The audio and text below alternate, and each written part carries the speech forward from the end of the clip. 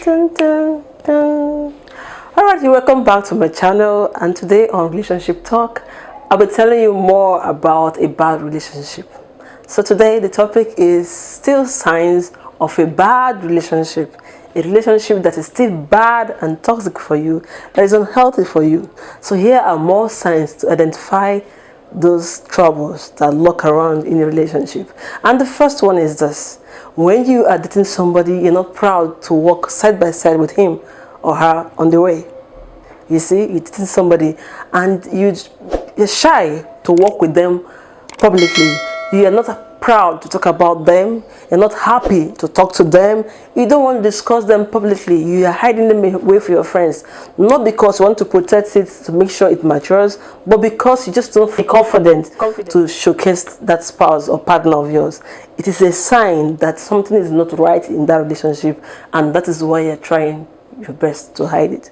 So make sure that you know there's nothing you're trying to cover up in the relationship, so you can be proud of your spouse. When you're not proud of the person you're dating, it is a sign of an unhealthy relationship. And number two is this: when the man or the woman even is physically or verbally abusive. When they use wrong and harsh words on you, and yet you give excuses for their misbehavior, it is a sign of a toxic relationship. No one should be abused physically or verbally in a relationship. When they blame you for their tantrums, when they flare up for no just cause and then turn around to blame you, when they make you apologize for every wrong thing, even when the man is wrong, he's obviously very wrong. In fact, he just committed a taboo, and then he turns around to give you the reason why you're the reason why he is making that mistake, or why you pushed him to commit that blunder. That can't be normal. That is a sign of a toxic relationship. You're going to have to live all your life being responsible for all his mistakes, and that's not going to be a very nice feeling. So this is it's a big sign of a toxic relationship that you should be aware of and run when you see such a sign.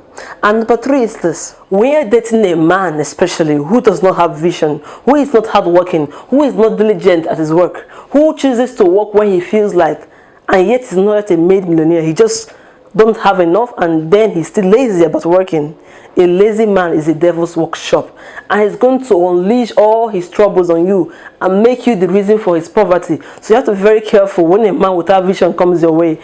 It is a problem. A man may come to you without money, but he has vision, and then you can go with such a man, because in future he's going to translate his vision to any form of resources or material what he needs.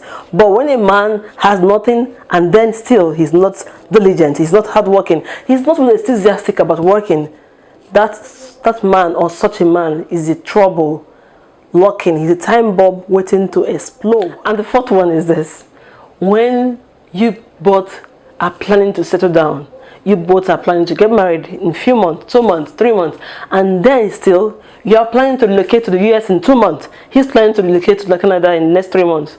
Who does that? Who stays married in different locations? It's obvious now that people may, because of work, live in different states or different countries, but that's happened only when they were married.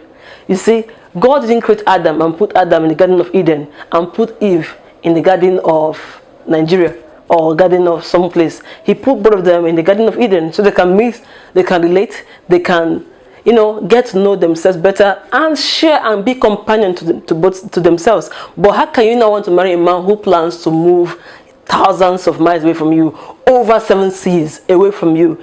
What, you want to do this relationship on the phone? You want to be married via the phone? Maybe you should ask lots of married people who live in different countries how they are coping and what their experiences have been. Such demarcations or gap has caused so many breakups, even in marriages. So it doesn't make up that you want to marry somebody and yet you live in different countries. You make up your mind now where you both will live, so when he's planning to move to that country, you also are planning to move to that place.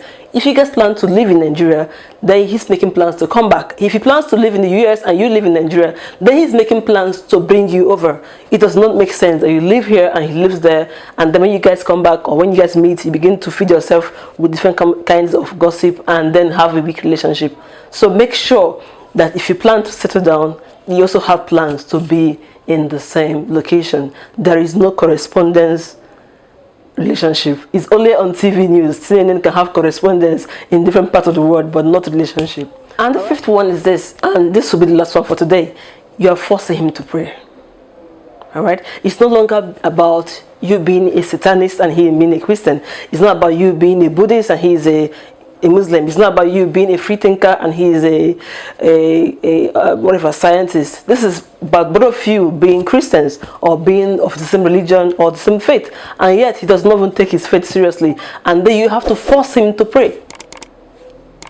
It doesn't make sense. It's either going to be with him just the way he is, or he has plans to also pray, or you guys have an agreement to raise prayers together, or have a way you go about it. But you can't be forcing somebody in the same relationship with you to pray.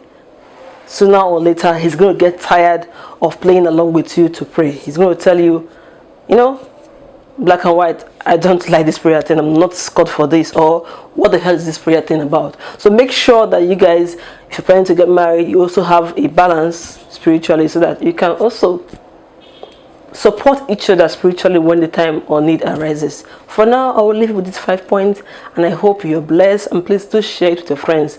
It will help a lot of people out there. Shalom for now, and God bless you.